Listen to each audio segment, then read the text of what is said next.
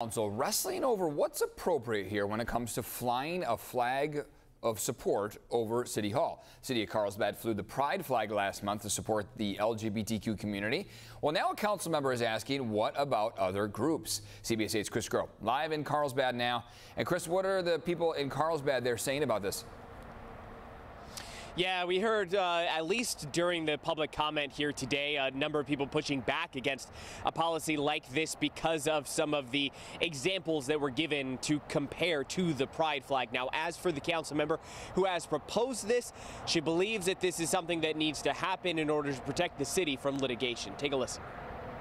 I think it's an issue of fairness. If we have allowed one group to convey government speech on our flagpole, then we still have to evaluate other groups and have a process to that end. Yeah, that's Melanie Burkholder, who is proposing that uniform policy for flags that fly at City Hall. Now, here's the thing. It is something that has already been proposed.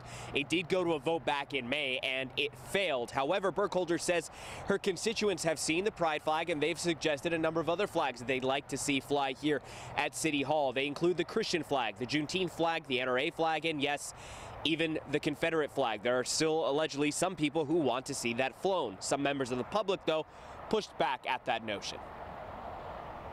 This proposed action, in my opinion, is a huge step back. The only place for the Confederate flag is in our history books, and I think it should remain that way. It would be abhorrent for the city to approve and continue speaking on these motions because it would make Carlsbad a city that is not safe for everyone. To even begin to compare the pride flag, a symbol of rights hard won by American citizens, to the symbol of hatred, terrorism, and bigotry that the Confederate flag is incredulous.